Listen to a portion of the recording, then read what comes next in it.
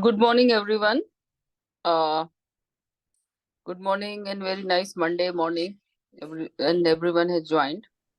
Today we will discuss a very important topic: models of palliative care.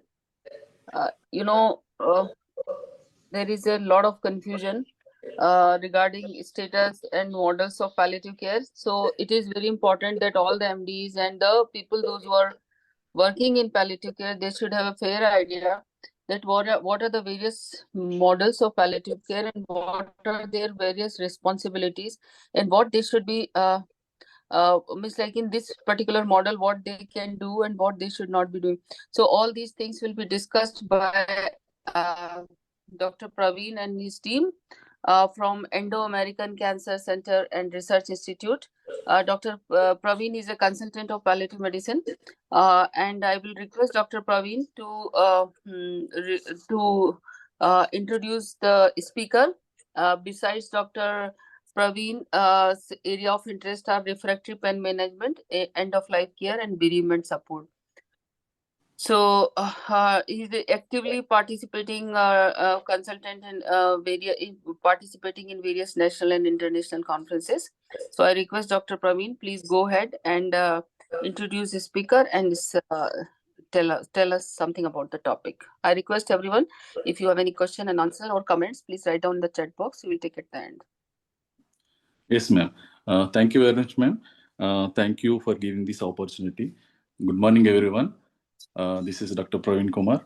So, Dr. Pallavi is our second year DNB Palliative Medicine student. She's sincere, hardworking, and most enthusiastic student. So now we are going to discuss about the models of palliative care. It's as Madam said, it's a very basic and very important topic for the students. And as we know, there is huge increase in the number of the palliative patients at present situations, and but the presently what we have workforce is sufficient to deal with this palliative care needs in this population or not. That is a big question.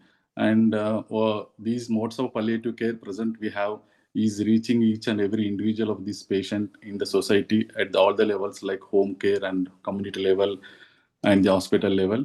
So, what are the barriers? What are the present situations? What are the current models of palliative care? Or we are going to discuss right now. If anything, we'll discuss at the end of the session. So, Pallavi, please start the session as we have 67 number of slides.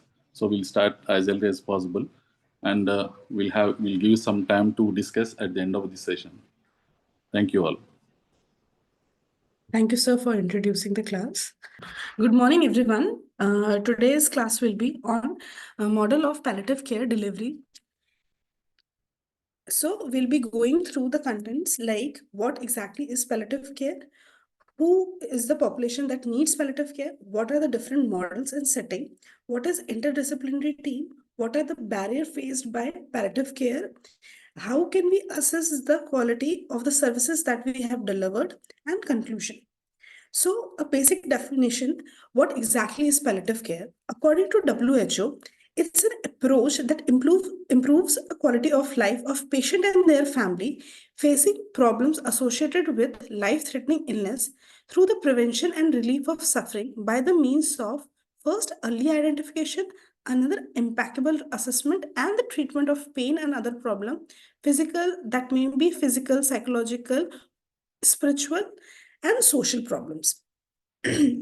So when we see palliative care, it consists of basically 5 principles. First thing, it is a holistic approach, which will include not only just physical, but emotional, cultural, spiritual, and psychological support. It's not just oriented towards the patient, but also includes the family in it. It is oriented to increase and better the quality of life of the patient and the family, involving the life-threatening diseases through identification, assessment, and the treatment of the symptoms. So exactly why do we need palliative care? We as a society are aging, so is the incidence and the prevalence of advanced diseases. WHO United Nations has projected that person age 80 or above are going to increase almost eightfolds by 2050. This increased population is due to boom in births during 1950s and longer life expectancy, which was a result of advances in medical care for the management of diseases. So the annual number of deaths are increasing in a lot of countries. According to uh, ONS data, there will be 25% increase in annual number of death, which will result to 42% increase in the need of palliative care between 2017 to 2040 in UK alone. So how to identify and who is the population that severely needs palliative care? According to WHO, it has been projected that 73% of individuals that is age 65 and plus will at least have one of the 10 common chronic diseases. And when we see the incidence of rates, it has been increased from 2000 contribute non-communicable diseases contributing to 61% to 74% in 2019. And so is the economical losses. So we know that the population as they age and having the multiple comorbidity are the population that we do need to target. So when we try to identify it, what we see is that different diseases will have different trajectory. So when we see cancer, its trajectory is very different than other uh, diseases. Like it will show a plateau phase over the course of disease, and there will be a sudden decline in functional status after the diagnosis of fourth stage or uh, after the metastasis, and there will be eventual death, but it will be a sudden course of action. When we see chronic diseases like heart diseases, lung diseases, kidney diseases, what we see is there is a gradual decline in function status, which is characteristic by acute precipitatory exacerbatory episodes in which there will be sudden decline, which the patient will recover from. And the death will also be a sudden over the course of 2 to 5 years. When we see dementia or or aging, what we see is the death is very gradual process over the course of 6 to 8 years. So how to identify this population? We need to provide service to. So, gold standard framework tried to give guidelines, three steps guidelines, in which the first step is to ask a surprise question. Would we be surprised if the patient dies in the next few months, weeks, or days? Let's suppose if the answer is yes, the patient definitely need palliative care. If the answer is no, then we can assess the patient some other time regularly.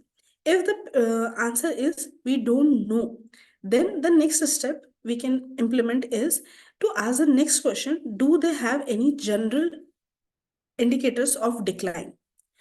If let's suppose the answer is no, so we can assess the patient regularly. If its answer is yes, then the patient needs palliative care. But if still the answer is we don't know, we should see for any specific clinical indicators of the chronic diseases to know the patient needs palliative care or not. If the answer is yes, so the patient needs palliative care. In this first step, we have done the identification. The next step is needed is to assess the patients and carers' needs and record the advanced care planning discussions. And the next step is to plan and provide proactive care to improve their quality of life. So, all of us know that there has been multiple evidence which shows that palliative care integration improves the quality of life and is helpful in to elevate the physical symptoms. But what we need to understand is What is the time of integration? The evidence shows that there is definitely benefit of earlier integration, and one of the most important thing is what is the method. It has been shown that to deliver palliative care, most important thing is the needs of patient and family, as well as the resource available at that particular location. So, how do we define patient and family needs is what we have seen that by introducing palliative care earlier in the disease process, it becomes possible for healthcare profession to detect subtle shift that takes place and help the patient and his family to adopt to either disease progression, either redefine the goal of care and reframe the hope. We can classify these needs as emotional, social, physical, spiritual, and informational. What has been seen is lack of adequately addressing this leads and expectation leads to further distress and conflicts. So, what are the different models and setting through which we can deliver palliative care? Basically, it has been divided in three kinds of setup. First is hospital model. The services are delivered in hospital setup. It can include either consultation or outpatient department or inpatient department, or it can be delivered via home care or a community based palliative care model. The next is hospice model. So, first we'll be seeing the hospital model. Before that, what we need to understand is what is the difference between generalist palliative care and specialist palliative care. So, generalist palliative care is provided to patients as a part of integral part of their standard clinical practice by any healthcare professional who is not a part of a specialist palliative care team. In community, it can be provided by primary healthcare team, uh, district nurse, nursing and residential, home care staff, or other community services. In hospital, it can be provided by general medical surgical teams, specialists for specific disease like oncology, respiratory, renal disease, and intensive care. When we see specialist palliative care, it is provided by those who have undergone specific training or accreditation in palliative care and medicine, working in context of expert interdisciplinary team of palliative care health professions. What we see is these cares have three components. Either it directly provide care for more complex patient and family. They provide education and support to generalist palliative care and generalist medical staff. They undergo and collaborate in research to improve the care for patients and family in future. When we see the needs of patient, it also shows fluctuations. An ongoing trajectory, there will be always be distressing symptoms the patient is experiencing. But there will be episodes in which there will be acute exacerbation of these distressing symptoms, and that will be the trigger and referral point for specialist palliative care. It could be any of the symptoms, it could be emotional, psychological, physical, family, spiritual concerns. So there is already generalist palliative care. People can prescribe medications and forward their care more. So why exactly do we need specialist palliative care is something that we need to understand. Uh, Evidence shows that hospital patients do not receive optimal end of life care. Their pain is undertreated and they are often transferred to acute care settings to receive aggressive rather than palliative treatment in the last week of life. It also shows that family expresses dissatisfaction with end of life care that their loved ones had. So in hospital model, we'll be seeing consultation model, outpatient model, and inpatient model. So there will be a term I'll be explaining hospital teams. So what does that mean is these teams are dedicated palliative care teams which provide specialist palliative care advice and support the other clinical staff, patient, their family in hospital environment. They offer formal and informal education and collaborate with other services of the hospitals. This themes aims to alleviate multiple symptoms experienced by patient. They offer support and education for the existing staff, including pain and symptom assessment, and they are involved in seeing patient in all areas of hospital. So this is our core palliative care team in Baswatarakam. Consultation model generally provide consultation help to primary health care physicians who are in charge of patient with palliative care needs. This palliative care team will not have the primary responsibility of the patient and the family, but they will provide additional support to address their need along the ongoing disease-specific treatment. They may be asked to treat intractable pain or other symptoms. Either they can be asked to communicate with the family and the patients and other medical professionals to take decision on treatment options. Consultation can be done in ICU setup also. So, few of the indications might be symptom management, de-escalation of care, difficult conversation regarding the end of life decisions with the family, transition, which is to facilitate a smooth transition of care from ICU to home, and end of life care provided in ICU. So, when we see outpatient model, these services can run an OPD for those patients with palliative care needs who have the ability to travel to hospital. Clinics can be offered from the hospital or inpatient palliative care units. What we have seen is there is increased variety of such services, with outdoor services being offered jointly with oncology, respiratory medicine, and neurology services. This can help to introduce patient earlier to palliative care in non-threatening way, providing help with advanced care planning. This is our OPD setup in Baswatarakam. Inpatient model. So palliative care services, that is a department of hospital, can have either designated beds in a different ward for terminally ill patients, or a dedicated ward later being a better option. So in different countries, there have been different setups. Indoor patients, either in few countries like UK, the inpatient services are mainly hospice setups, but in other countries like uh, Germany or Canada, there is different types of inpatient model. Either it could be because of hospice or it could be in the hospital setup also. This is our wards. Our nursing staff removing the maggot. So one of the most important thing is, when do the referral should be made? So different guidelines have been proposed. I'll be going through one of the guidelines. So first, one of the most important thing is, whenever the patient is having severe physical symptoms, either it be pain, dyspnea, nausea, when scored on 10-point scale, scoring above than 7.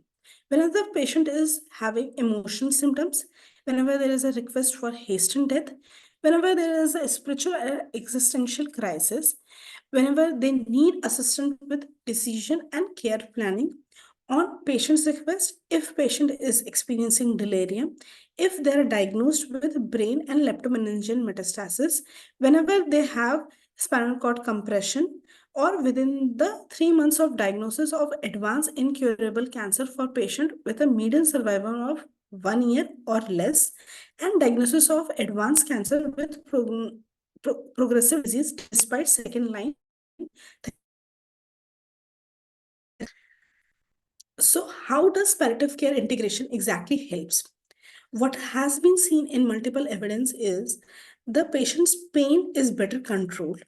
Inappropriate medication as well as physical strain has been decreased.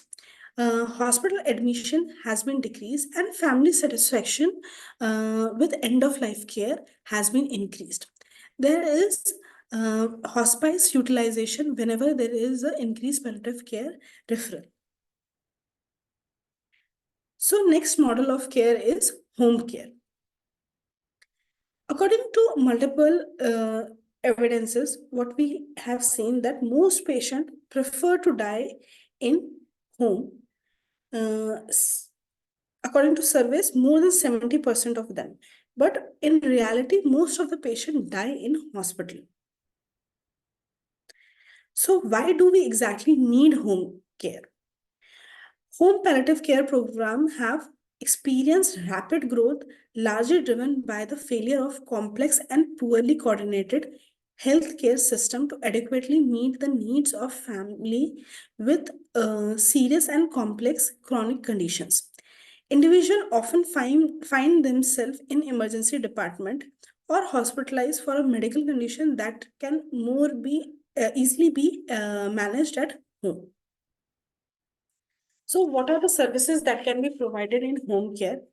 Medication and management, pain and symptom management, advanced care planning with documentation, coordination of care with patients, other physicians, and caregiver training. It can also it also provide 24/7 availability through the phone to our medical professional, which decreases the acute unnecessarily admissions in hospital. It helps in planning of end of life care, including timely hospice transition if the patient needs so. It also provides counseling and information about the community resources, private hire, home health aids, and meal delivery programs. Spiritual assessment and support is one of the most important thing in home care, and attention to social determinants of health is taken care of. So what exactly constitute a home care? So home care units is not one size fit all model. Whenever initial assessment is done with initial visit, patient can be stratified into risk level of decompensation, hospital admission, and death within next 90 days. They can be designated in high risk group, medium risk group, and low risk group.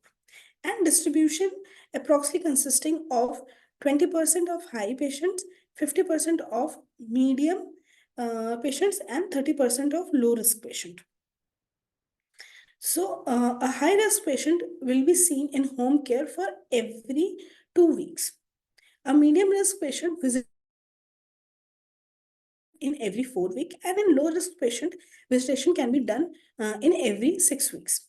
But what we need to know is that patient can move through high risk to medium risk to low risk, and low risk to high risk based on their medical status, caregiver factors, functional decline, and care transitions. So, when do a patient become high risk? Whenever there is an anticipated hospital enrollment, whenever they are experiencing disturbing symptoms, whenever there is an acute episode like COPD exacerbation, infections, or decompensated heart failure episodes, or they have recently been discharged from a hospital. So, what are the barriers that are faced by home care? One of the common barrier that are faced by home care is workforce shortage of palliative care trained physician, nurse, and social workers. Reason reason might be due to burnout due to increasing demand of aging population, or many providers are unfamiliar with the basic palliative care skills and often confuse it with the hospice. Another specific barrier is drive time, which is called wheelchair time. What it does is it increases program cost, decreases visits per day, make it difficult to recruit a workforce that is willing to travel that much of hours in vehicles. Another barrier is uh, the lack of valuable reimbursement in home care setup. What we see is there is reimbursement in hospital setup. With increased hospitalization, there will be increased reimbursement, but nothing of sort is seen in home care. So better outcome like keeping people healthy and at home require timely and valuable response for symptom burden and disease progression.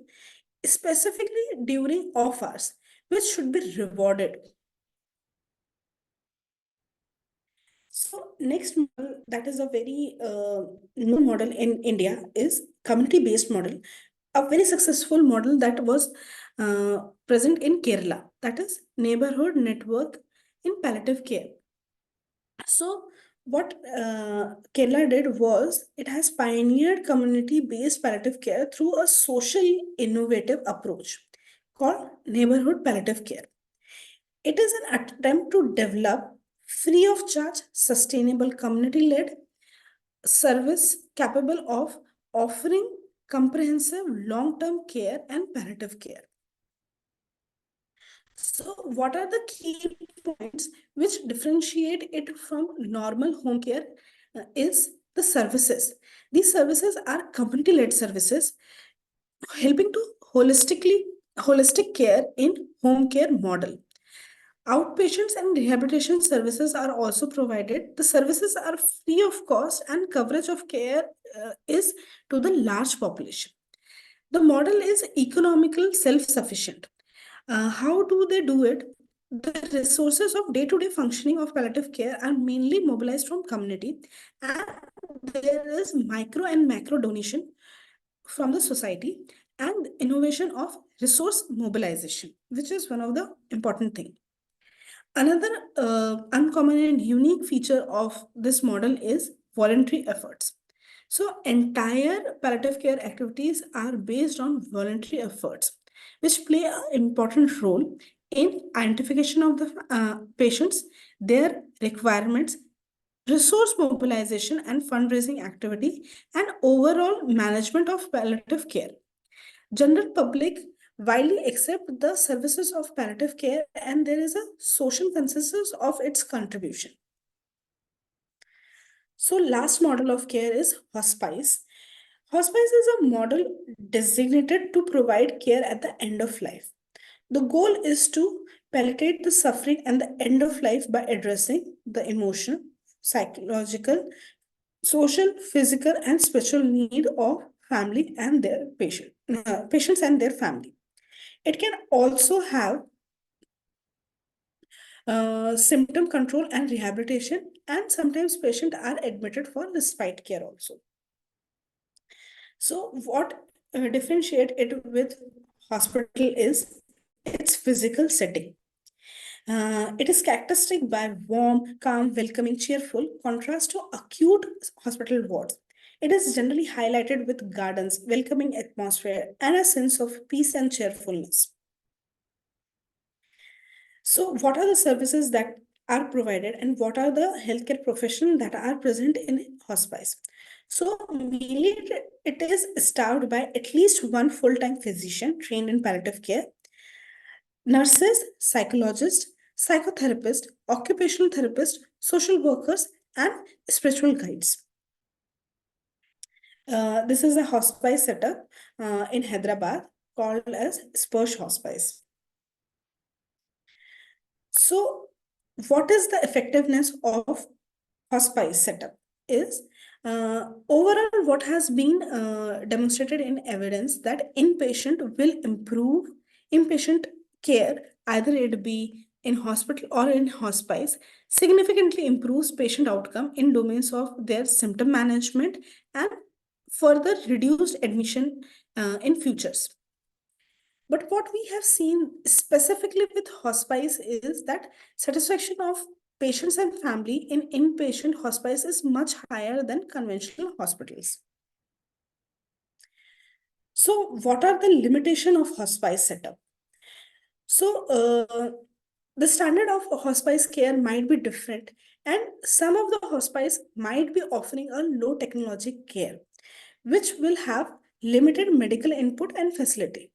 So, whenever there is a wish to meet individualized and more complex needs of a patient, which can be either in a form of palliative radiotherapy services, like for bone metastasis, or non-invasive ventilation, or transfusion of any blood product, or even in the incidence of injections like bisphosphonate for bone pains, it might not be available in hospice setup, that might be present in hospital setup.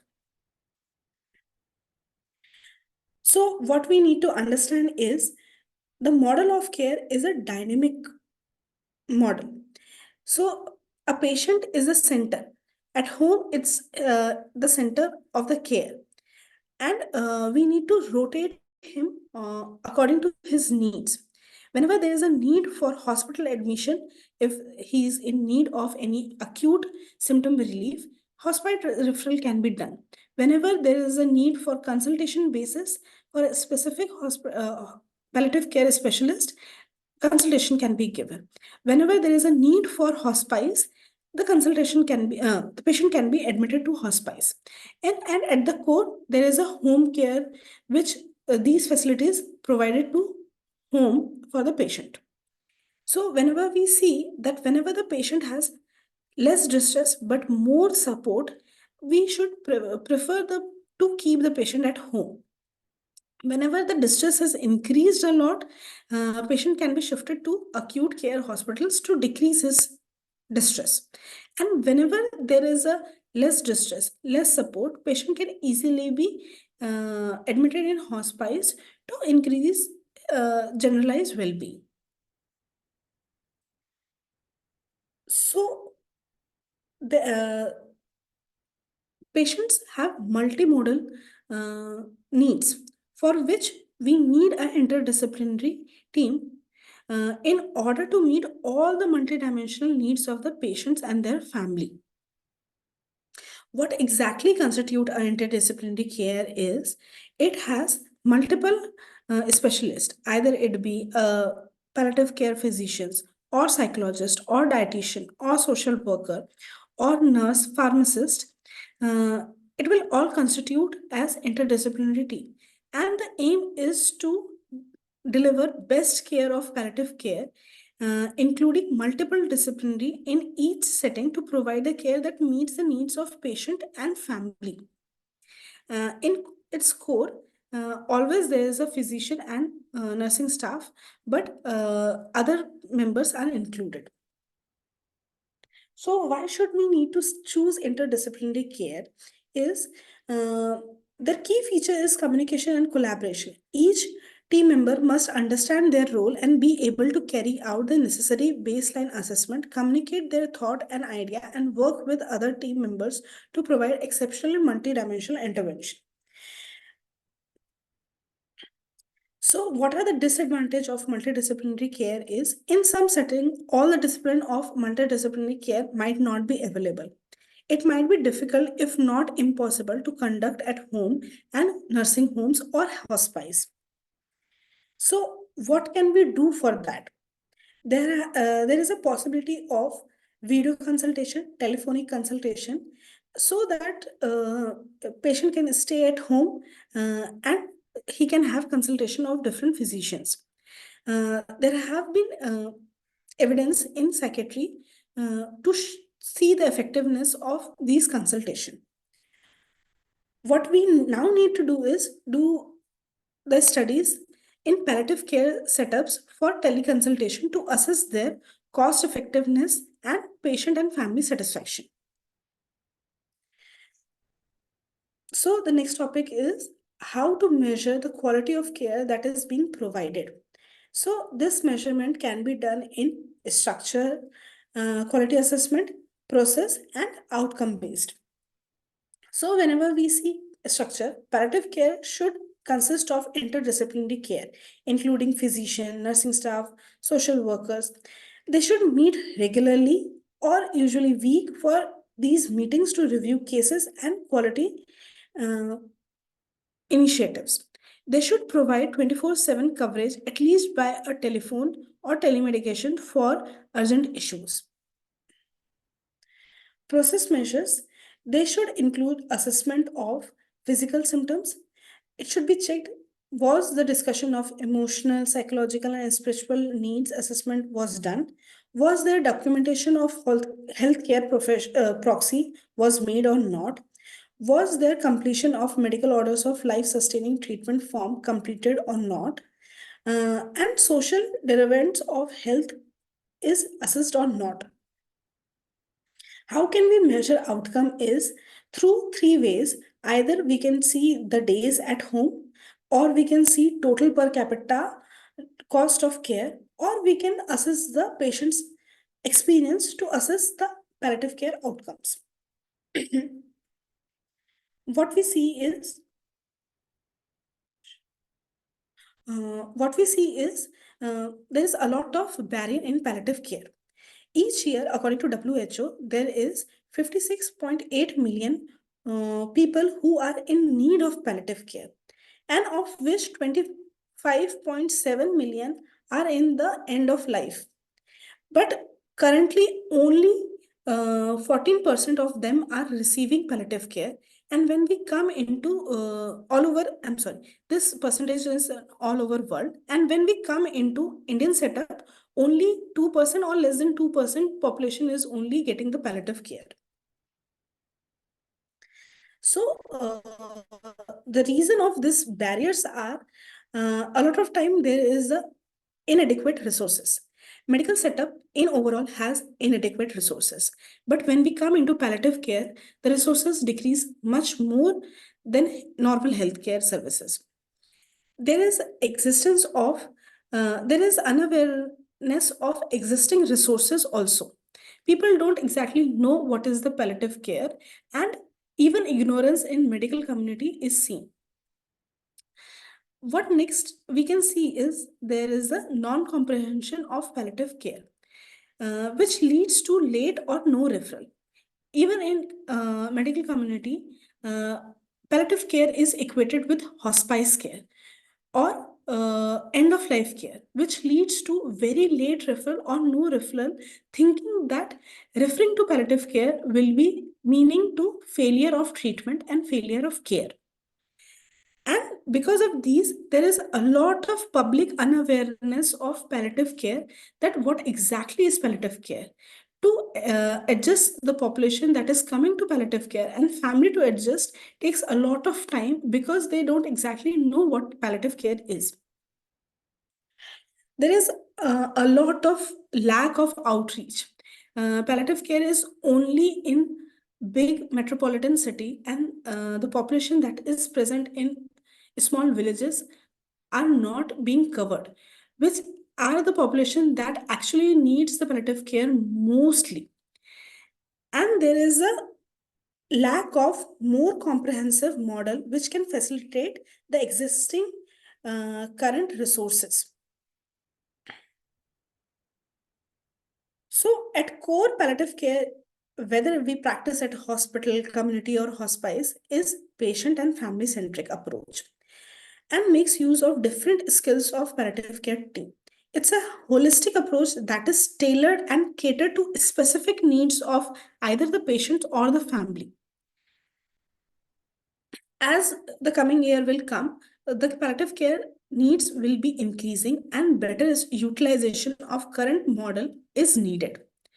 So the development of novel model that can caters to the need of growing population is something that we need to discuss too.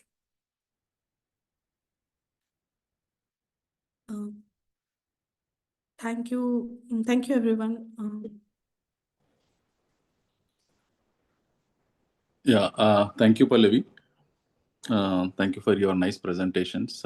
You explained the basics of the models of palliative care and current statistics of the palliative needs and barriers of the palliative care. So, as we know,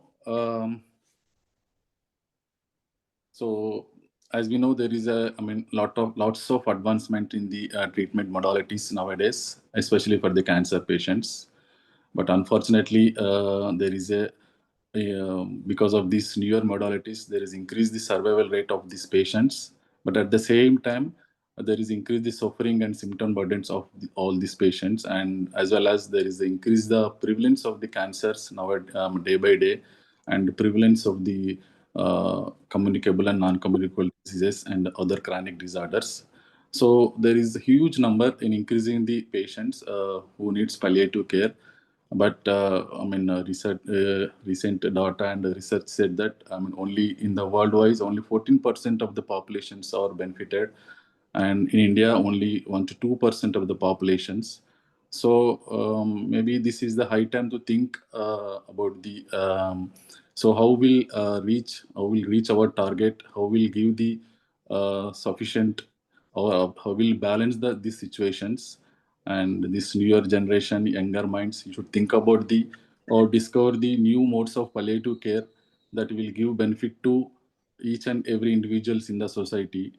So, as per my opinion, most of the patients, most of these palliative patients, 90% of the patients are at the out of the institutions only at the time of the actively dying, or at the time of the complex symptoms they are admitting into hospices and hospitals.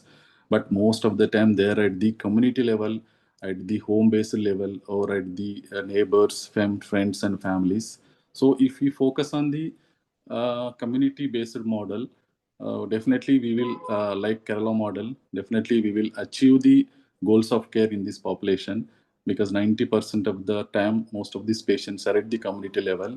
So by increasing the voluntary system, by increasing the education training, increasing the resources, so and establish the or networking with the social sectors like civil society organizations, NGOs, and community organizations, workplaces, especially with the schools and colleges and universities. So, and cultural sectors also. So, if we do all these things, definitely we'll improve the community based model.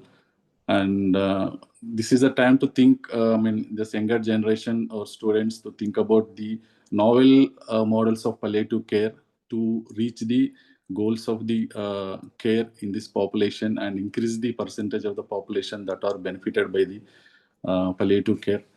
So, any new thoughts, any innovations, if you have, you can. This is a platform. Very seniors are there, and the IIPC team is there. You can put your thoughts so that they will think about the any that improves the percentage of the people that are benefited by the palliative care. So, Pankaj is here. Pankaj, would you like to speak on this? Pankaj? Good morning, madam. Good morning, everyone. Very comprehensive presentation. Thank you for that. So I think most of the topics are being covered. But there was one study about the capabilities of people who are able to take care of patients in community. So we need to we need to think is how we can improve the competency of people who are working in community palliative care, and because that is important. We talk about the number, but the quality of care that we are able to provide in the community palliative care or in the home-based care, it is also important. I think that is one point I wanted to make, ma'am. Thank you, sir.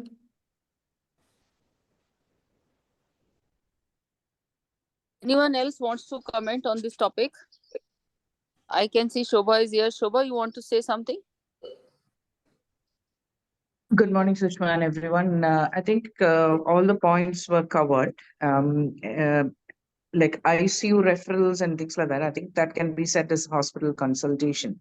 So when we are focusing on oncology, there is a whole spectrum of non-malignant diseases where we can have combined clinics, like for example, neurology, a pain clinic next to neurology patients. We've been discussing that with our administrators, and the work is on to sort of start that kind of a facility. And the only problem is we don't have a good number of faculty to sort of cover that, but we're trying our best. So we can have, a Baptist hospital in Karnataka used to have combined clinics with other departments, non-malignant diseases, if I'm not wrong. If Stanley sir is here, he would be able to highlight that. So consultations from different departments, ICU referrals, and there also is a concept called palliative ICU care, in which even if somebody is on ventilator or V60 NIV, these people can't be taken out of ICU. They are given one corner of the ICU is converted into a palliative care area where people can visit, family can sit around and things like that. So there are other models of palliative care delivery. These things can also be included, is what I feel. Thank you. Dr. Jennifer wants to speak. Rachana, she's unable to unmute. Yeah, I'm able to unmute, ma'am. Thank you. Thank you for that very good presentation. So I was just thinking, the different models in themselves have their unique advantages that enables offering continuous, ongoing care till the very end. There is a role for outpatient, inpatient, hospital-based, and at different levels, whether it is at the primary care or secondary care at the tertiary care levels, and then coming on to the community-based care so that care can be offered till the very end. Only having some models may not be fully complete, because we may be able to see them in the hospital, and finally when they are unable to reach the hospital, they are not able to get the care. So even if we are not able to do it all, practice all the different models, in India, the good thing is we have different NGOs, hospices, tertiary centers doing it. So to network and network in a way that the patient has continuous care till the very end. The second thing, so there are three aspects when we look at it, like clinical care for the patient till the end, education and research. So these are the three big wings of palliative care, and all three need to be nurtured. So clinical care, we kind of network with the different models so that continuity of care and quality of care is maintained till the very end. Education is so important because we know just specialist palliative care cannot reach out to the big need of palliative care across India. And so that is why empowering and upskilling generalists and primary care physicians is so important. Primary palliative care is very important because a lot of primary palliative care can be given by generalists and family physicians, or people, doctors that these patients go to. And what is our role? We need to empower them. We need to train them. So education of primary palliative care or instilling generalist palliative care into our areas of influence, our referring doctors, all that is one area. Third thing is also research in evaluating these different models. What have been our barriers? What have been our challenges? What worked well?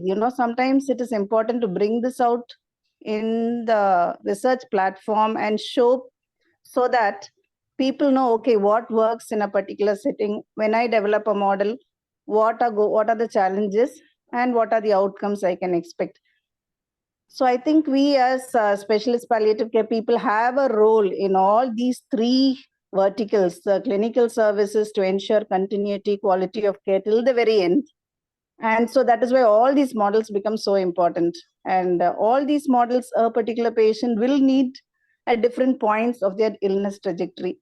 Ongoing education in empowering others and also evaluating whatever care we are giving to see what went well and what didn't. Thank you. Yes, ma'am. Yeah, good morning. This is Dr. Renuka Pai from Bangalore. I'm a practicing pain and palliative care physician. So thank you for that very elaborative presentation, but it does leave some doubts. Now, in my city, I find that there are several home care services that are blooming. What's the kind of a service they provide for the physical symptoms is best left to one's guess, probably, because even certain experienced nurses have started this home care.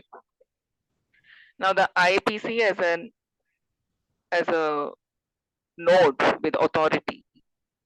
I mean, are you all thinking of having some standard for all these sorts of care homes?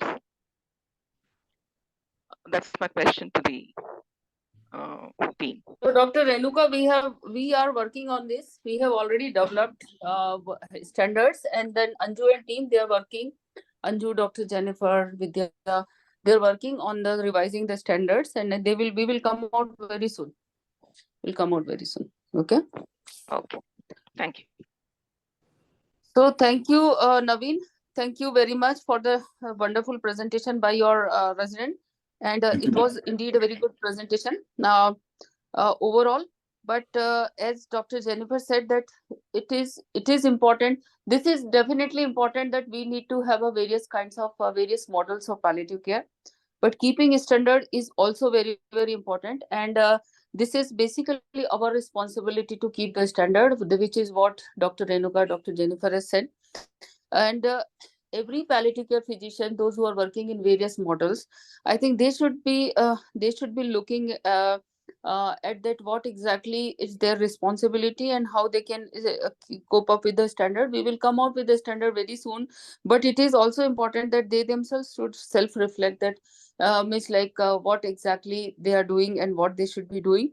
uh, Second thing which is very very important, that all the palliative care MDs and DNBs, I think, which I can see the trends that everyone wants to sit and stay in the huge metropolitan city, and this is important that everybody wants to stay in the big cities. But in case if there is an opportunity in the periphery or in the district level, which is very very good, and you think that you will be able to do a huge you will be able to fill the huge gap of palliative care in that area, I request that you should start working on that. You should start thinking on that, because this new generation is going to be the going to lead the palliative care. And the way I can see that every resident has a choice to stay either in Delhi or Mumbai or in Hyderabad, or I'm not saying that they should definitely be going over there. They should prioritize their families, but they should have a very open mind that if I will get an opportunity to do something very different in that area particular, I will go definitely over there. So I encourage all my residents, because this is what will grow systematically. And palliative care is not only that simple what we used to think. Now it has grown a lot, and it has now a lot of evidence, and if we do evidence based practice, then only we will grow. Otherwise, after some time people will not stop listening to us. So it all depends on us, how we are going to take care of palliative care in a long run. So thank you very much. And I just want to announce one thing, that next week is Christmas. That is, so we will not be doing any class next week Monday. So we will meet you now on 1st of January, New Year.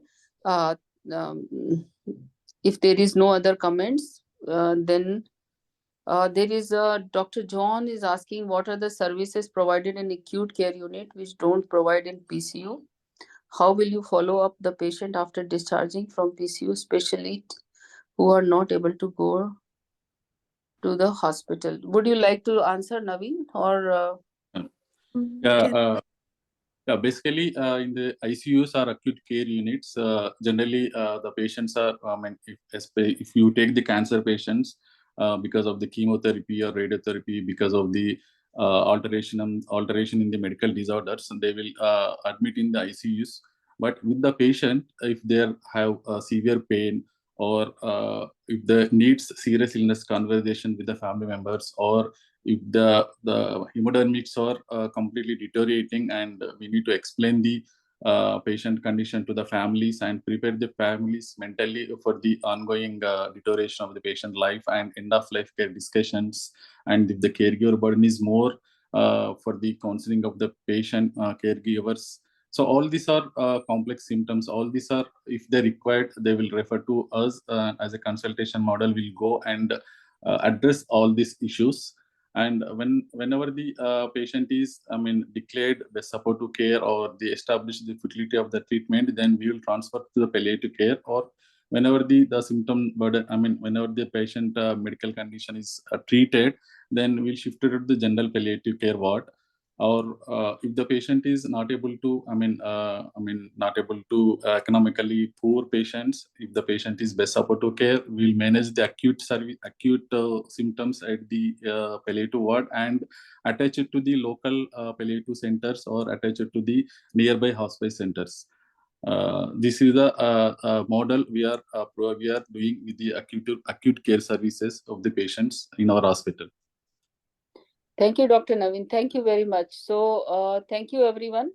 We'll see you on January 1st, New Year, with a new beginning and new spirit, how to develop and how to take our palliative care forward, so that everyone will believe that every patient and medical science will remain incomplete till the time we will integrate palliative care in the continuum of care. So work hard, do your justice, and work honestly and very well, and keep reflecting yourself that what are you doing and how you can improve your services. Thank you very much.